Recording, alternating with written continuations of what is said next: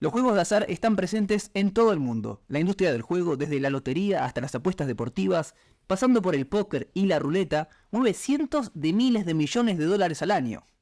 Muchas culturas han condenado estas prácticas, pero es innegable que se han instalado en nuestra sociedad. Ahora bien, ¿qué opina el judaísmo al respecto? ¿Hay diferencia entre Ashkenazim y Sefaradim? ¿Hay un Beit Chabad en Las Vegas? Sobre este tema vamos a estar hablando hoy en Final Abierto. Bienvenidos, mi nombre es Jacob Lipsic. Y mi nombre es Jonathan Berim, y como siempre arrancamos agradeciéndoles por estar ahí, por participar. Cada vez somos más en la mini comunidad que estamos armando, cada vez menos mini y más comunidad. Así que gracias por estar, sigan apoyándonos, sigan comentando. Cada comentario aporta un montón, tanto en contenido como en los algoritmos para subir. Suscríbanse, denle like y demás. Campanita, todos los sistemas que pueden hacer que este proyecto siga creciendo, así que les agradecemos mucho, no les cuesta nada, y si quieren que sí les cueste pueden aportar en el Patreon también para ayudar a comprar nuevos materiales y mejorar la calidad y el producto en general para que sea cada vez de la mejor manera.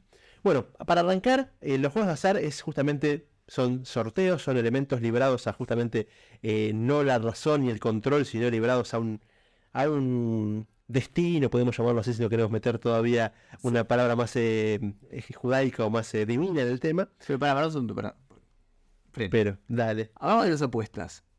¿Juego de azar entra todo? ¿El póker es un juego de azar? Yo creo que más de un jugador te va a... Hay dos ramas. Yo creo que juegos de azar suele ser el título que nuclea a todo, donde depende qué cosa uno juegue, si tiene mayor o menor cantidad de azar. ¿El póker es un juego de azar? Por ejemplo, ¿Estás seguro? En el póker, las cartas que te tocan dependen del azar. Ahora, cómo usas esas cartas va a depender de tu capacidad.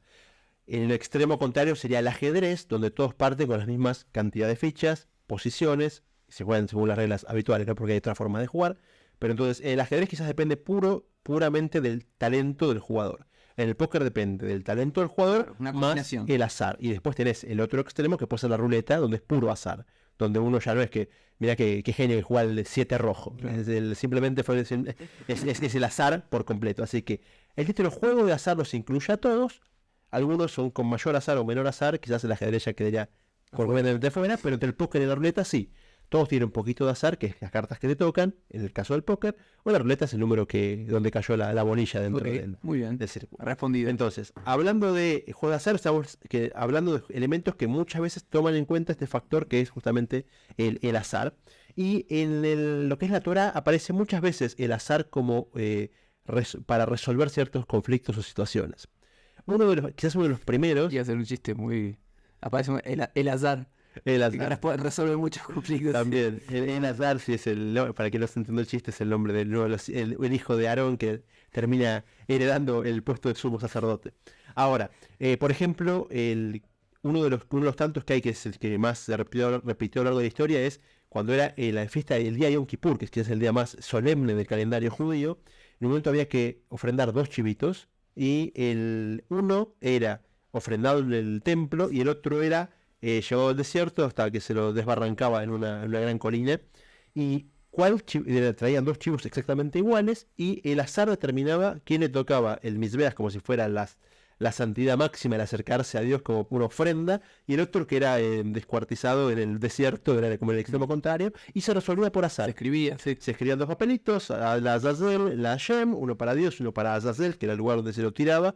Hoy día es una maldición en hebreo, si uno quiere decir que alguien se vaya a un lugar feo, lo dice Lej la Azazel, tipo como que andate a ese lugar, pero surge bíblicamente.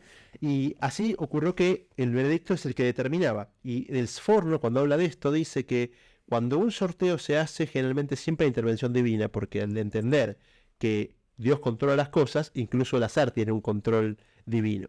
Y más dice, si encima lo hace una persona piadosa, más se ve la mano de Dios en lo que está haciendo, por más que sea un tema de azar. Pero ahí no había plata de por medio. No, eso. No había acá de jugar, vamos a sacar lo importante. Antes de lo importante vamos a ver 2 casos. Uno que es donde había cargos de por medio. Ocurrió que en un momento Moshe se siente saturado y no puede con el pueblo. Dice, Dios es demasiado para mí, me excede ya la cantidad de cosas que tengo que hacer, porque había perdido ese concilio de sabios, murieron por una situación que no viene ahora a detallar. Pero Moshe le dice, a Dios me siento solo. Y Dios le dice, ¿sabes qué? Vamos a reconstruir este concilio de sabios que te ayuda, que te da una mano en la dirección del pueblo. Entonces, ¿cómo hacemos? Mira, los sabios tienen que ser 70. Y las tribus son 12. Así que cada tribu traiga 6 candidatos. El problema es que si tenés 6 candidatos por tribu, por 12 tribus, tenés 72 candidatos para un consejo de 70. Y así dice Rashi que cómo lo definieron, hicieron 72 papelitos, de los cuales 70 decían que iba a ser parte del concilio rabínico. Y los otros los arrojaron por la montaña. Todos estaban en blanco. Y así es como se da que, porque justamente a decir a dedo qué tribu perdía puestos en el parlamento quedaba como lindo. Que feo. Entonces que Dios lo decida, que sea azaroso. Y así fue como en la humedad son 2 de estos candidatos que quedan afuera y después es de historia con ellos en la Torah, pero no viene, ya nos iremos mucho por las ramas. Pero bueno, acá vemos que cargos también se repartían por sorteo. Al principio era quizás una suerte de 2 chivitos que le tocaba a cada uno. Esos son cargos. Y después, como decís plata, el nivel... la tierra de Israel. A nivel plata, ya a nivel propiedad, hay un sorteo más, hay mucho más en la Torah. De hecho, los sorteos a veces eran con papelitos, a veces era con el pectoral del Kohen Gadol que iba prendiendo luces. Era un pectoral, era como una pechera que tenía con las piedras preciosas con el nombre de cada tribu, y se usaba muchas veces para determinar cosas. Cuando pasa en el libro de Yoshua, por ejemplo, uno se roba lo que no tenía que robar, si no sabe quién es el ladrón, entonces Dios le dice, ¿sabes qué? Usar el Urim Betubim. Y iba diciendo, bueno, ¿qué tribu es? Se prendía la luz de la tribu de la televisión. Era bastante tecnológico el sistema de las piedras preciosas. Y se iba iluminando hasta que encontraron quién fue el ladrón, lo castigaron, que fue el que hizo que pierda la guerra de Ai. Una historia del libro de Yoshua que pueden profundizarlo si quieren. Pero a nivel plata, vamos a un sorteo que lleva plata o propiedad, que es la tierra de Israel. Entran con Yoshua a la tierra de Israel, eran 12 tribus, y la idea era que cada uno tenga su parte. Como ya hablamos un poco del capítulo de capitalismo y socialismo, que pueden escuchar en todas las plataformas disponibles. Entonces hacen el sorteo y justamente dividen la tierra a nivel sorteo geográficamente en 12 partes, y esas 12 partes a su vez se sortean entre las 12 tribus. Lo que pasa es que justo en esa... Los ejemplos que siempre traigamos de la Torá tienen que ver con una presencia divina absolutamente revelada, y en donde decimos que la división de las tierras, bueno, eran acorde a las necesidades de cada una de las tribus, la que estaba cerca del mar y demás. O sea, ahí no era el problema o la cuestión de la que venimos a hablar hoy es cuando no hay una mano divina que sea tan revelada, está más oculta hoy en día. Y además el problema no es jugar a esto o a utilizar estos métodos. El problema es cuando hay apuesta de por medio, cuando hay dinero de por medio uno contra otro, ¿sí? Bueno, llegando a esto tenemos que sí o sí saltar hacia la Guemará, donde la Guemará en el capítulo, en el Sanedrín de Sanedrón, está hablando de siempre los veredictos o las declaraciones de la gente tienen mucha importancia, se llama testigos. Siempre en los juicios en la Torá se dictaminan las cosas en base a testigos presenciales que vieron los hechos, tienen muchos requisitos que cumplir y haberlo visto directamente, y que el testimonio no haya traductores en el medio, tienen que escuchar los jueces en forma directa. Por un momento, la Guemará en Sanedrín enumera gente que queda descalificada para el rol de testigo, que es un rol importantísimo porque era el que ayudaba a hacer justicia en el mundo. Sin el testigo que vio, que declara, entonces queda un caso impune o sin resolución. Sí. Y ahí enumera uno de los primeros casos que trae que está inhabilitado, dice Mesajek Bekubia. Entonces llegamos ahora sí al punto. Entonces, claro, queda establecido por la Millá entonces en Sanedrín que aquel que es un Mesajek Bekubia está anulado para ser testigo. ¿Qué es Mesajek Bekubia? Hay distintos modos de entenderlo, como jugar a los dados, hacer un juego de hoy en día sería jugar a los dados en hebreo moderno, pero claro, pero no es la traducción literal de la claro. Los comentaristas hablan de que jugaban con elementos. Muchas veces jugaban con huesos, jugaban con maderas, como que eran elementos con los cuales se hacía un cierto juego. Quizás el hueso es más parecido al dado, cuando tenés un hueso quizás de dados de marfil donde tenés dados números, pero no llega al tanto detalle, o sea, no te da las instrucciones sobre cómo jugar, te dice que está mal hacerlo. El tema era que había plata de por medio. Tal cual, ese es el tema. Tal cual. Lo más grave era que había plata, sí, el juego en sí, o sea, en la parte lúdica de jugar algo. Juego maderita, juego maderita. Querés jugar al Jenga, que te guste, podés hacerlo. Pero el problema es que jugaban por plata. Claro, como Gerardo. Jugaba al Jenga por plata. ¿También era por plata? Gerardo sí, por plata, está bien. Muy bien. En ese caso, entonces, esta persona que era un jugador, o sea, que jugaba a los dados como jugador ya, como dijimos, apostando y queriendo ganar plata con eso, quedaba inhabilitado como testigo. Ahora, en el Talmud se discuten dos opiniones respecto de esto, ¿sí? Como muchas veces ocurre en la Guemará, en el Talmud, cuando aparece un término en la Mishnah, después hay distintas versiones de los sabios fueron diciendo, bueno, ¿a qué se refiere con que esta persona queda anulada para ser un testigo. Y básicamente se definen dos versiones. ¿Sí? Estaba una discusión entre Rav Sheshet y Rabbi Barhama. ¿Sí? Muy bien. Entonces, la definición... Sobre cuál es el motivo. Claro. ¿Cuál es el problema? ¿Cuál es el problema? Tal cual. Exacto. Entonces, hay quien dice, una opinión es que, no vamos a decir los nombres para no marearlos, pero vamos a decir, hay dos grandes opiniones. La primera tiene que ver con que cuando uno está apostando, si llegara a perder, en realidad no va a entregar el dinero porque quiere. Entonces, si uno le apuesta algo a otro y gana, sería un modo de quitarle a la fuerza el dinero al otro. Entonces, por así decirlo, es bastante similar a robar. Porque el otro no te quiere dar el dinero, realmente, y vos se lo ganaste y se lo quitas a la fuerza, ¿sí? Eso sería como un modo de definirlo. Y otro modo de definir el juego, en realidad sería que... otro modo de decir cuál es el problema. El problema es... siendo así, ordenémonos un poco. Siendo así, si es algo similar al robo, cualquier persona tiene prohibido robar, con lo cual cualquier persona que haga esto queda anulado para ser testigo y estaría cometiendo una transgresión. Hay otro modo de ver esto, es que en realidad solamente para los que lo hacen de manera profesional. ¿Sí? Es decir, vivir del juego es algo malo porque en realidad uno termina teniendo una vida, por así decirlo, improductiva. Entonces, según esta otra opinión, el problema con el juego es solamente para aquel que es un profesional y que vive de esto. Pero aparentemente jugar una vez cada tanto no tendría una prohibición. ¿Sí? Sí. ¿Está claro? Sí. Okay. Sobre eso quiero profundizar la primera opinión que dijiste, la de la forma de adquisición, que se llama, vamos a un tema técnico, pero hace falta para después de entender cómo llega a la práctica. Lo que llama el Talmud es asmachta. Asmachta, tal cual. Asmachta es, el Talmud siempre se habla, todo tratado legal va a hablar de cómo se adquieren cosas. Uno puede adquirir porque él levanta un vaso y declara que es suyo, uno puede adquirir porque hace una escritura de propiedad. Entonces hay un elemento que dice el Talmud que sostiene que toda adquisición tiene que ser plena. ¿Qué quiere decir plena? Que si yo tengo que poner una condición a la adquisición se cae abajo. O sea, yo te compro este micrófono si es que mañana llueve. Entonces, ¿ahora el micrófono es mío? No, porque depende de una condición posterior. Entonces, ya toda la transacción queda invalidada. Porque tiene que ser, de hecho, así lo explican varios comentaristas, que tiene que haber un elemento que pueda resolverse aquí y ahora. O sea, yo te compro este micrófono por estos $10 que te estoy dando. Y no podemos empezar al condicionamiento porque el condicionamiento tira abajo toda transacción. ¿Sabes qué? Espera que se den las condiciones y volvemos a hablar. Pero no ponemos ahora la condición a futuro porque va a ser complejo. Entonces, sobre este tema hay dos grandes ramas sobre cómo se explica. Y en base a eso puedo llegar a la halajá también. Así como tenemos dos motivos en el Talmud, que son los que hablaste antes, hay dos ramas que ya se discuten en lo que son los Rishonim, que son los comentaristas del Talmud. Una de las opiniones es la opinión de Tosfot, que él dice que depende de varias condiciones. Él dice, mira, si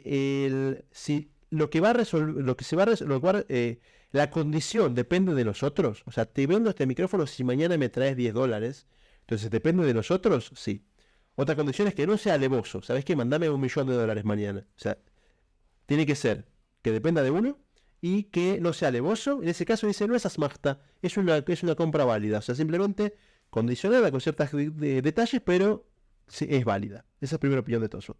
Y después dice que también si depende de la suerte, dice Tosfot, tampoco es asmachta. Mira, tiramos una moneda. Si sale cara el micrófono para mí, si sale seca para vos, según la opinión de Tosafot, tampoco eso es asmachta. Entonces ya está abriendo un montón de puertas nuevas porque dijimos que asmachta no adquiere y por lo tanto entonces queda prohibido, pero él está diciendo que un montón de casos, el caso que depende del participante puede ser un juego de póker, por ejemplo, o un juego de ajedrez, depende de mí. Apostemos la plata y si gano, según Tosafot se podría. Incluso que sea suerte, cara o seca, también se puede según Tosafot, y terminan siendo que solamente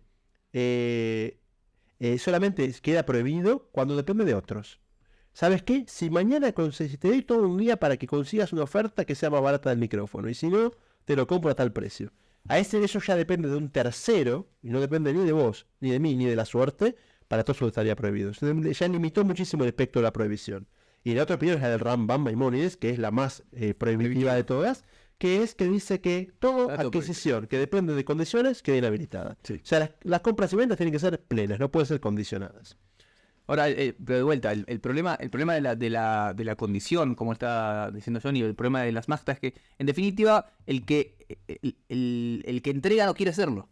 ¿Sí? El problema es que la persona no quiere entregar ese dinero, Entonces se asemeja un poco al robo. Eso, ¿sí? sí. No es la categoría de robo que conocemos de la Torá, pero es un robo rabino. O sea, los rabinos lo incluyeron en la categoría de robo. O sea, si le estás quitando algo contra su voluntad, automáticamente es una especie de robo. Ahora, eso por un lado. Entonces, al final en la halajá, ¿cómo funciona esto? Porque esto es lo que preguntábamos al principio. ¿Qué implicancias tiene? Bueno, ya dijimos que hay dos versiones en el Talmud. Hay quien dice que es para cualquier persona, si esto lo considero como que se asemeja al robo, cualquier persona tiene prohibido apostar. Pero si esto se asemeja, esta prohibición afecta solamente a aquel que lo hace de manera profesional, entonces solamente aquel que vive de las apuestas es el que tiene prohibido apostar. Igual interesante que pueda vivir de las apuestas, ¿no? Depende, vive de las... Claro, el que vive de las apuestas está prohibido, y la verdad que eso es un capo, pero está prohibido. Sí. Ahora, en definitiva, hay una discusión alágica. ¿Por qué? Porque el Shulchan Aruch se inclina como el Rambam. Y el Ramó se inclina para el otro lado. Es decir, él opina como Rami Bar Hama en el Talmud. Lo paso en limpio. El Shulchan Aruch, que es la opinión que generalmente sigue el mundo, seguimos todos, pero cuando hay una discusión entre el Shulchan Aruch y el Ramó, el mundo sefaradí se inclina con la opinión del Shulchan Aruch, que es la más prohibitiva de todas. Según esta opinión, está prohibido cualquier tipo de apuesta. Para los Ashkenazim, En aclaración sobre eso, el Shulchan Aruch trae en forma bastante clara y explícita y desarrollada la prohibición, y termina diciendo, deja una pequeña puerta abierta al final en forma de redactar, que dice, bueno, si quizá como que no es rotundo, es un 90 de 90, vamos a ver que después te va a cambiar, porque también muchos rabinos sefardíes terminan permitiendo en base a esto. Pues usted dijo, siempre cuando algo está claro, dice está prohibido y punto. Acá te dice, y parece que está prohibido, para poner un lenguaje más coloquial, y termina diciendo, y quizás hay otras opciones más, ¿viste? Como que deja la puerta abierta a la secuela, ¿viste? Continuará. Y en cambio el Ramá... Sí, el Ramá, que es la opinión que sigue el mundo ashkenazí de vuelta, solamente cuando hay una discusión entre ellos dos, se inclina con que la prohibición es solamente para aquel que vive de esto. Entonces, una apuesta ocasional sería más fácil permitir. Ahora, esto es importante porque vamos a desarrollarlo en breves minutos. Estamos solamente hablando de la prohibición de la acción de apostar. Hay muchas otras prohibiciones que en el acto de apostar se ponen en juego, que vamos a hablar más adelante, ¿sí? Sí. Pero, digo, la acción de voy a apuesto. La fría y dura sobre las apuestas en sí. Exacto. Entonces, como decimos, el mundo sefaradí sería más prohibitivo, y en el mundo es que así habría más posibilidades de permitirlo en ciertas situaciones, ¿sí? Ahora, ¿de qué hablamos cuando hablamos de apuesta? ¿Lotería? ¿Las cartas? ¿La ruleta? ¿Los caballos? ¿De lo que un partido de fútbol? ¿Sí? Hoy en día que hay tantas compañías que se puede apostar online, Sí. que entre paréntesis Podrían invertir en el programa, ¿sí? Este es el último programa que vamos a hacer de apuestas. Tal cual. Bueno, empecemos por alguno, agarremos uno y empecemos a desarrollarlo, ¿no? Agarremos por lotería, que es la más expandida. La lotería, cómo funciona, calculo que ya sabrán todo cómo funciona, pero uno compra un numerito. ¿Quién no le juega nunca al numerito? Uno compra un numerito, ese numerito después hay un sorteo, a veces más complejo. ¿Estás explicando lo que es una lotería? No, para que la gente sepa que es puro azar, creo que yo ya la tengo. Uno compra un numerito, hay ese número, yo compro el 18. Vamos al sorteo, sale la bolilla. Sí, muy bien. Y un azar, mira que es el azar. Y sale 18, yo me llevo el pozo, prende que estaba en juego. Así es, en líneas generales, después mucho más complejidad, cuántos números, cuántos cartones, sí, esto, sí es de la suerte. Cada uno con sus estilos de juego. Pero hay un episodio especial donde Johnny les va a contar lo que es la lotería. Las técnicas, sí, las técnicas. ¿Cómo ganar? ¿Cómo ganar? Si ponemos un título así, le tengo que hacer también news. ¿Cómo ganar la lotería? Muy bueno, bien. si titulas... Pero eso no se lo contemos, eso dejémoslo para... Titular el episodio así. ¿Cómo ganar la lotería? Bien, entonces, ¿qué pasa? Dejemos que es un juego completamente de azar. Todo numeritos, todo suelen. Entonces, acá hay una... Vamos a ver que en todos los aspectos se va a abrir una brecha entre los Ashkenazim y Sefaradim, justamente por lo que hablamos sobre quién se basan y qué opinión sostienen. Si es una prohibición por símil robo o una prohibición porque es un tema filosófico más que nada si estás aportando al mundo o no. Entonces, de hecho acá en Israel se dio esta discusión muy fuerte, porque acá en Israel vamos a ver cómo llegamos a los casinos, pero la lotería está permitida. Hay lotería, en cualquier esquina hay puestitos de venta de lotería, son puestitos naranjas que están por todo Israel, y la lotería es una organización nacional que también dona gran parte o no sé qué porcentaje de las ganancias a instituciones. O sea, uno se fija que en cada barrio que hay una cancha de fútbol o que hay un centro comunitario, la gran mayoría son donados por la Lotería Nacional. O sea que el dinero que se gana se reinvierte. O sea, no es que es un privado que se lleva el dinero, sino que va al Estado y él Se está lleva dinero. Él se lleva el dinero. Roban pero hacen, bueno, ganan pero hacen acá en este caso. Ok. Y entonces se hace, no se puede decir que es una mitzvah, que uno está donando plata o No. institución para nada, porque uno está buscando ganar. Pero se armó una discusión cuando salió este proyecto entre los dos grandes rabinos de Israel sobre si damos el ok o no damos el ok. La verdad que el pueblo judío es espectacular. Unos especialistas en eso. En ese momento estaba el Rab Shapira como Rab de los Ashkenazim y el Rab Ovadia Yosef como Rab de los Sefaradim. Entonces se pusieron a discutir y los dos, ¿en qué se pusieron de acuerdo? En que para los Ashkenazim está permitido. Claro. O sea, tanto el rabino Ashkenazí como el Sefaradí decían que para los Sí, Ashkenazim se puede. Ahora Rab Ovadia dijo, pero los Sefaradim no. Sí. O sea, la gente que va a seguir la opinión del Shulchan Aruch, donde vimos que se inclina en fuerte medida hacia la prohibición, Sefaradim no. O sea, que quiere jugar a la lotería, que juegue en la Ashkenazi, que juegue Rabinovich y que juegue Goldstein. Pero Cohen y Levi, que son Sefaradim, no juegan porque para ellos no se Cohen. puede. Cohen hay también Ashkenazi, pero bueno, el Cohen es Sefaradim. Bueno, pero el Rab Ashkenazi dice, no, escúchame, para Sefaradim también se puede. Y acá ha sido una discusión un poco técnica, que el Rab Ashkenazi se basó en opiniones que ya eran conocidas de antes, pero él las expuso en ese momento, diciendo que es verdad que cuando uno apuesta algo, sabes que vamos a apostar y si sale rojo o sale blanco, ganas vos o gano yo, hay un fondo común, uno se lleva ese fondo común a la fuerza después. Pero acá dice el Rab, lo que uno hizo fue comprar una transacción, comprar un cartón de lotería, un número. Entonces cuando vos compraste, pagaste lo que sale el cartón, no sé, $10, ponele, acá es caro también jugar lotería, entonces pagaste lo que sale, compraste, la transacción fue válida, el hombre que te la vendió cobra por lo que te vendió, entonces ya no estás robando. Después la empresa reparte las ganancias entre los que compraron los cartones que salieron, Claro. pero decía que no era una asmachta, o sea que no entraba ni siquiera en la categoría de apuestas prohibidas. La decisión esta del Rab Ovadia fue muy conocida, primero que nada porque todos los las grandes dictaminaciones del Rab Ovadia se expandieron muchísimo, y además porque por lo general el Rab Ovadia tiene, entre comillas, fama de ser permisivo, pero acá fue muy tajante de decir que esto está prohibido, porque en esta discusión de, bueno, ¿de dónde sale la plata? No, estás comprando un ticket porque después esto lo reparte. Bueno, pero la plata sale de los que apuestas, entonces indirectamente le estás sacando al otro que perdió. Ahora, Sí. sobre este tema leí algo muy interesante que decía Ramoshe Sternbuch, no sé si lo leíste, No, que él dice así. pero tengo otra cosa para agregar. Permitía el tema de la lotería porque decía así. Cuando vos comprás un ticket de lotería, en realidad estás comprando un bien que es transable, lo podés vender, ¿sí? Entonces, es como si fuera una inversión. Yo ahora lo compré y después, ahora vale, supongamos, $10. Después del sorteo vale más plata. Pero Sí. invertí en este papelito, ¿sí? La inversión como comprar una acción de una empresa, que puede subir o puede bajar. Claro, y dice, y además, esto no es una asmachta por algo muy simple, dice Ramoshe Sternbuch, es porque acá siempre hay una apuesta de problemas que el otro cree que va a ganar, y le estoy sacando por... Acá nadie cree que va a ganar al loto, nadie cree que va a estar comprando para ganar, con lo cual le quitaba el peso. Ahora, más allá de toda esta discusión filosófica y demás, la dictaminación del Rab Ovadia es que no se puede. Sí. Otro gran referente sefaradí, no quizás a la altura de Rab Ovadia, tanto en conocimiento como en fama y en popularidad por su labor y por su dominio de la Torá, pero sí un gran rabino, el que también se llamaba Ovadia, Sí. él en su libro Yaskil Abdi, que era un rabino cabalista también muy grande, él dice que opina como los Ashkenazim, que también para Sefaradim se puede, y también hay que agregar que muchos alumnos de Rab Ovadia, de hecho entre ellos su yerno, dijeron que el mismo Rab Ovadia se arrepintió de su dictamen y que después dijo que estaba equivocado, que reconoce que se había equivocado, que la razón la tenía el Ashkenazí. Eso fue el Rab Bar Shalom, que es uno de los yernos de Rab Ovadia, lo dijo también el secretario del mismo Rab Ovadia y se escribió también en varios, un libro que ya lo editó como la opinión de Rab Ovadia. De hecho, el mismo nieto de Rab Ovadia, que también se llama Ovadia Yosef, el hijo del Rab Rashid de hoy en día, del Rab Isaac Yosef, también dijo que la coincide que este abuelo se arrepintió y que está permitido que incluso un sefaradí juegue a la lotería. ¿Pero en el Yalkut Yosef lo pusieron eso? Y algunos es previo a esto, a que se... No modificaron la... No está modificado, no está modificado, está así en otros libros, los noté los libros que está, pero Ok. está también en este libro que trae las testimonios de esta gente, que dice que mismo Rab Ovadia se arrepintió y que ahora está permitido. Ahora, ahí liquidamos entonces el tema del salud. No, uno más antes de liquidar la lotería, está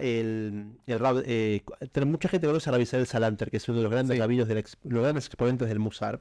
Su maestro se llamó Rab Zundel de Salant, también en la misma ciudad de Salanter en Europa, y el maestro Rab Zundel cuenta al Rab Dessler, el Michtab Meliau, que esta Rabzón era un hombre de mucha fe. Y él decía, si algún día me falta plata, o si le falta plata, como dando una enseñanza a los alumnos, compren un billete de lotería. Si Dios quiere, o sea, uno tiene que abrir una puerta. O sea, si Dios quiere mandarte mucha plata, ¿cómo te manda mucha plata? Entonces, ¿sabes qué? Comprar el cartón. Si Dios te lo quiere mandar, te debe ser como que lo habilitaste a Dios de que te lo mande. Si uno lo tiene, lo hace lo que llama Ishtadlut, que es su esfuerzo, su pequeño esfuerzo. O sea, si tu sueldo siempre son $5.000 y no hay aumento, y no hay hora extra y no hay nada.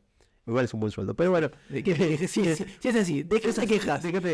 Pero digamos que Dios te quiere mandar un mes 50.000. O te encontrás una varijita por la calle. Y no había podcast en esa época. No había podcast. Para que no había Patreon, por eso. Y dice, te encontrás una varijita por la calle, o juega un billete de lotería, como que le estás dando a Dios la posibilidad de acceder a lo que te tiene que dar. Vemos como grandes sabios también decían de jugar lotería, de vuelta, no como... Y era Zundel. Era Zundel, no era el Jajam de García Esquenazidio. Sí, seguro, muy bien. Bueno, pasemos a otro tema, pasemos a casinos. Sí, vamos a los casinos. Vamos a los casinos. Vamos al casino. Algo interesante que en Israel está prohibido el casino, algo ya... Mucha gente mezcla la ley de israelí con la ley de la halajá, Sí. A veces coinciden, a veces no. Hay un montón de situaciones para los dos lados. En muchos lugares está prohibido el juego, ¿no es? Sí, ¿no? el juego está prohibido en muchos lugares, Ciudad de Buenos Aires por el juego, por eso estás en un barco que flota y ya no es tierra, no está no está incluido en la prohibición, y así la gente se hizo el famoso casino flotante, que es un recurso que usó en varias partes del mundo, no solamente en Buenos Aires. De hecho, acá en Israel, el primer casino que hubo fue en la década del 80, un casino flotante. Trajeron un barco a Eilat, la gente iba al barco, jugaba el barco y se volvía. Después lo cancelaron también, lo prohibieron. Y en el 98, con los acuerdos de Oslo y la paz transitoria, o el principio de paz con la autoridad palestina, se abrió un casino en Jericó. O sea, un inversor judío, compró un hotel o una propiedad en Jericó, que ya era parte de la autoridad palestina, por lo tanto regía la ley palestina, la ley israelí, y abrió ahí un casino que duró 2 años, popularísimo, la gente iba a todo el país para jugar ahí, hasta que empezó la segunda intifada y tuvo que cerrarlo y no pudo volver a abrirlo. Claro. Después cuando se cerró la gente ya empezó a ir a Bulgaria, hay un casino en Taba, en Egipto, al lado de la frontera con Israel. Entonces el que quiere jugar tiene que salir del país, porque en Israel mismo... Ramallah, el que en Ramallah no hay tampoco, había el que estaba de Jericó nada más y no se volvió a abrir. Pero bueno, al día de hoy sí, cada tanto surgen los diarios de vuelta que quiere hacer un casino en Eilat, que sí, que no, plantearon que sea solo para turistas. Bueno, escúchame. Sí, el pasaporte de la entrada, solo para turistas. Después dijeron, si es para turistas solo no es rentable. Así que ahora sigue discutiendo la política de salir y hacer un casino, ¿no? Pero la cosa es que no hay casino. Y la pregunta es sobre la deja, que más nos importa, ¿qué opina la Torah al respecto? Sí. Bueno, ¿qué opina la Torah al respecto? No se puede.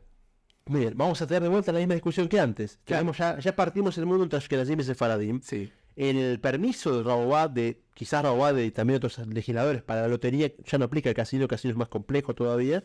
Entonces, en el caso de una persona ashkenazí, que dijimos que todo el problema que el Ramá tiene, el Ramá es un legislador que ya mencionamos antes, es que uno se dedique a eso y viva de eso. Entonces el que va a jugar un ratito, un día, una fichita, como para entretenerse, no habría ningún problema.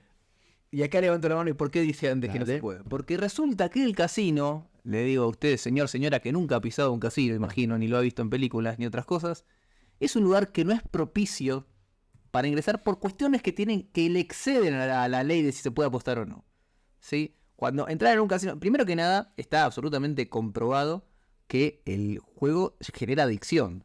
Con lo cual, ¿qué dice el Talmud? No se puede jugar mientras tanto no seas un profesional. Bueno, si te metes ahí adentro, te vas a dedicar tu vida a eso. Y aparte genera un montón de otros problemas aleatorios. Primero que nada, el lugar, el ámbito no es tal vez tan ideal para cualquier persona, sea o no religiosa, no pasa por ahí. Están pensados para generar el mal, o sea, los casinos tienen un montón de técnicas, como por ejemplo no tener ventanas. Es impresionante. No sabes qué hora es, no hay reloj. No sabes qué hora es, no hay relojes en la pared, justamente empezás a jugar, bueno, juego 10 fichitas y me voy. Claro. Y cuando si es que tenés tu reloj de pulsera a mano o tu teléfono, cuando te das cuenta de mirarlo, pasaron quizás, es como Netflix, es un adictivo que la gente ve y pierde muchísimo tiempo y no se da cuenta. Entonces, dijimos, a nivel legal, a nivel técnico legal estaría permitido jugar al casino, ahora hay muchas para Ashkenazim, pero incluso para Ashkenazim hay que tomar en cuenta un montón de otros posibles problemas que surgen de esto, de la ludopatía hasta problemas familiares, el alcohol, familia, gente que perdió todo, fortuna, casas, familia, todo por el casino. Así que por eso aparte de vuelta, como hablamos antes, el tema de la adicción está considerado hoy en día como una enfermedad, el tema del juego. Entonces, es decir, no estamos acá, somos la liga de la patria, no, nada que ver. Pero supongamos que a alguien le gusta jugar. Obviamente que elegir, si a alguien le gusta jugar y lo considera, de vuelta, siendo en el mundo ashkenazí, de una manera que esté permitida en ley, bueno, entrar en ese lugar no es lo ideal. No sé, júntense en algún lado, con amigos o lo que fuera, si es que va a hacerlo, pero ese lugar seguro que no es lo ideal, o sea, el casino. Sí, de vuelta, no está prohibido, pero no es aconsejable por muchísimos aspectos. Quizás depende del autocontrol de cada uno, pero de vuelta, uno dice yo confío, yo sí voy a poder quizás habría que hacerlo parecido a lo que es el alcohol. Como dices, el alcohol también es peligroso y se vende en cualquier kiosco, pero bueno, una clara que es peligroso, que no se consuma, que no, como beber con moderación, como que el casino también hay que saber que es muy peligroso en muchos aspectos. Ahora, en el tema de dentro del casino, porque hablamos del casino de manera general, pero en realidad dentro del casino hay muchos juegos, ¿sí? Y acá algo mencionaste que yo tenía entendido de otra manera al principio, vamos a intentar aclararlo. Tengo la ruleta es absolutamente azar, ok, es más problemático, pero yo lo que tenía entendido, y ya que estamos en final abierto y no tenemos por qué estar de acuerdo, que es al contrario, cuanto más yo confío en mi posibilidad, en mi capacidad, más asmachta es, más prohibido está. ¿Por qué? Porque yo creo que voy a ganar, menos creo que voy a perder, con lo cual si supongamos que si la ruleta está prohibido, mucho más está prohibido el póker, porque hipotéticamente, si yo me considero un gran jugador de póker, y esto también se extiende a los otros deportes, te apuesto que te gano al ping pong, lo que fuera, entonces ahí de verdad, si pierdo la plata, me estás quitando más a la fuerza, porque yo nunca pensé que iba a perder ese dinero. Sí. Por eso hay que depender de lo que dijimos al principio de las dos opiniones de Tosfot o del Rambam. La opinión del Rambam, que igual está todo prohibido, y la opinión de Tosfot, que estaría casi todo permitido, salvo que dependamos de un tercero ahí, que en este caso quizás habría que evaluarlo, quizás el póker dependemos de... No, yo creo que no dependemos del croupier, sino dependemos de las cartas que se reciben. ¿De cuánto le pongas al croupier? También Pero para un segundo, si yo confío en mis habilidades, supongamos, yo la verdad que creo que te voy a ganar un partido de ping pong. Sí. Está más prohibido que apostemos ese partido. Porque si vos me llegas a ganar, algo que nunca ocurriría, pero en el hipotético caso en que me ganara, fuera del cámara, me estás quitándolo mucho más a la fuerza, porque yo no pensaba que iba a perder, ¿no? Es verdad, es un agravado quizás para la situación, pero como ya hablamos en la barrera grande de Ashkenazim y Sefaradim, ya uno que está permitido, quedó permitido, y que está prohibido, quedó prohibido, entonces no termina afectando en la resolución final. Sí sería, para una persona que tiene prohibido, sería como, está pasando 2 veces el semáforo en rojo y no una, como que es un agravante en lo que está haciendo. Pero sí, es verdad, tiene esa diferencia que uno es azar puro y otro es azar más capacidad propia. Apuestas deportivas. Vamos. Apuestas deportivas estaríamos en algo similar. Sí. O sea, es en realidad más intermedio, porque acá no estoy jugando yo. Sí. No, acá puede ser más grave todavía, ¿sabes? Pero porque creo que entiendo mejor el juego que vos, ¿no? Sí, pero también dependés de otras personas. Los que están jugando son otros. Entonces, incluso quizás para Ashkenazim puede estar conflictivo, porque Ashkenazim se basa en el Tosfot, que Tosfot te dijo, mira, si depende de nosotros, si no estamos estafándonos a nadie, o incluso si depende del azar, está bien. Ahora, el problema es cuando me tengo que apoyar en un tercero. Y en el caso de que apoyas a un tercero, o sea un equipo de fútbol, o sea, como juegan ellos, un tenista o un caballo en las carreras, si es un tercero, cómo maneja el jockey y el caballo, en ese caso sería problemático incluso para Ashkenazim. Entonces, hay un agravante que no he pensado antes, pero en el transcurso del final abierto y de la charla sería todavía más grave las apuestas deportivas. Sí, ahora, igual en las apuestas deportivas hay dos, voy a hacer 2 definiciones. Por un lado, la apuesta deportiva, que es la que yo creo que como decían en los caballos, este es el mejor corredor, el mejor jockey. Pero hay veces que hay apuestas deportivas en las cuales tienen que ver con el sentimiento. Apuesto que gano a pesar de que tenga peor equipo. Eso como es más... Ahí que se... Más tonto sería. Sí, más todo de sentimental y no lógica. Claro. Apuesta, sí. Ahora, ¿afecta en eso? No, a fin de cuentas terminas dependiendo de un tercero, de cómo se desempeña un tercero para lograrlo. Distinto sería si es un deporte entre nosotros. Como dijiste, te apuesto que te gano el ping-pong, te apuesto que te gano el ajedrez. En ese caso, ya no depende de un tercero. Pero si hay más asmachta, porque yo creo que te va a ganar. Por un tema de asmachta sí, pero en ese caso, asmachta para, si dijimos, Sefaradim prohibido, Ashkenazim permitido. Pero en el caso que dependa de un tercero, incluso para Ashkenazim prohibido. O sea que un Ashkenazim... El video va a venir con una red conceptual. Estamos mareándonos un poco, pero lo que es apuesta deportiva en tercero, o sea, juego que gana tal equipo o pierde tal... para cualquier ejemplo, Boca, River, quien gana uno, gana el otro. En ese caso dependemos de un tercero, entonces incluso Ashkenazim estaría prohibido. Ahora, cuando es un juego entre nosotros, que depende de nosotros, claro, eso es. Ashkenazim va a estar permitido la apuesta. O sea, te apuesto que te gano el ajedrez, te puedo apostar porque yo sí venimos o Nifshis, pero si seríamos alguno Cohen o Yosef, Levi, sería ya el Más problemático. más problemático. Tal vez, ya estaría prohibido. Ahora, el tema de las apuestas, ¿hay alguna apuesta que me estoy olvidando? Es lo mismo, se aplica, usted, señora, en su casa puede hacer la Deduzca, sí. deduzca, claro. Hay como una cuestión de variables. Primero que en la primera definición, Ashkenazi o Sefaradí. Listo. Sí. Entonces, Sefaradí, casi todo prohibido, prácticamente todo. La lotería le pregunta a su rabino ortodoxo qué es lo que le parece que hay que hacer al respecto. Si es Ashkenazi, bueno, empiezan a jugar los factores que estamos hablando. Depende de un tercero. Tal vez incluso si yo creo que depende de mí no sería tampoco lo más apropiado. Y además, el tema de permitirlo, imagino que tampoco será lo más apropiado para nadie. Ah, seguro, seguro. No, de vuelta, los recaudos hay que tomarlos siempre con el tema de cómo uno compite y el desafío y la adicción y todas las cosas malas que pueden Sí. provocar. Así que eso siempre hay que tomarlo como recaudo, pero entender que a nivel legal hay cosas que son más complejas y más complicadas que otras. Entonces, de vuelta, y para Genasim, que pensamos que casi todo estaría permitido, las apuestas deportivas quedan afuera porque dependen de un tercero, y las de apuestas deportivas en terceros, y no lo que uno está jugando, que eso estaría permitido. Claro. Más la cuestión moral de la adicción. Mala Mi cuestión familia, moral, tal cual. bancarrota. Y sí, y a fin de cuentas, quizás volver al principio, ¿tenemos algo más de una línea en la lista, algo más afuera? ¿No? ¿Alguna de los juguetes Sí, no. ¿Quieres cerrar? No, si tienes algo más para agregar. Sí, obviamente. Dale, dale, la sí. gran pregunta que hicimos al principio. Ah, también tenemos Sí, ahora atento que en definitiva ya hablamos de las apuestas, quedó bastante claro, espero. Ahora hay una pregunta que es básica, que dijimos al inicio. ¿Hay Beit Jabad en Las Vegas? Se van a sorprender. ¿Cuánto apuesta? Se van a sorprender. Digan un número. ¿Cuántos Beit Jabad hay en Las Vegas? Dale. 8 Beit Jabad en Las Vegas. Con lo cual, Bueno, Minyan dice, más allá de la prohibición o lo que está permitido, Minyan se junta aparentemente. sí, puede ser que sea gente que vive a Van a trabajar. Sí, seguro.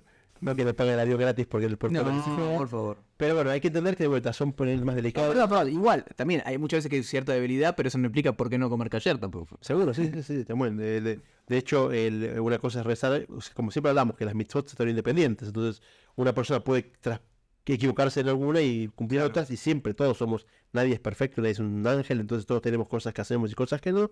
Lo que tenemos que hacer es trabajar en las que hacemos, intensificarlas, y las que no hacemos, empezar a hacerlas. Y aunque sea informarse. E informarse también, sí, está el rabino de Jabal que te da las técnicas para Claro, no, sí. para dejar de postar. Por las dudas. No sé si pensaste que te daba ideas para ganar, no. No, pero igual te la duda hoy en día que están cancelando tanto, viste, que tengan cuidado, es algo adictivo, genera muchos problemas. Esto no es un juego. Chiste de padre, ¿no? Sí, pero es verdad. Así que para seguir cerrando, quizás tenemos que, de vuelta, que busquemos la esencia de todo este concepto que dijimos, lo que es nuestra vida, nuestro hacer, nuestro crear, nuestro trabajar, tiene que estar asociado con el aportar al mundo. Y estos elementos no son elementos que aporten. Cuando un artesano le dio valor agregado a un pedazo de madera y lo convirtió en, no sé, un juego de cubiertos, aportó con su obra que este mundo mejore. La persona que quiere ganar y vivir de arriba de la suerte que me salga el número de la lotería no hace ningún aporte al mundo. Y eso a nivel filosófico es lo que más quizás nos duele, aparte de lo que hablamos de las adicciones y los peligros. Tenemos que buscar que sea una vida sana donde aportemos al mundo y no seamos una especie de carga para el mundo. Que nuestro talento, y todos tenemos talentos inmedibles porque cada uno es distinto y en otros rubros y otros aspectos, todos podamos aportar al mundo para que este mundo sea mejor y no quedarnos con elementos y con trabajos y con situaciones o actitudes que hacen que el mundo vaya para atrás o por lo menos no avance, que es lo que queremos evitar. Bueno, un mensaje hermoso de Johnny Berim, así que nos vemos la semana que viene en próxima emisión de Final Abierto. Recuerden, compártalo con sus familiares, denle like, que sigan las redes sociales y nos vemos pronto.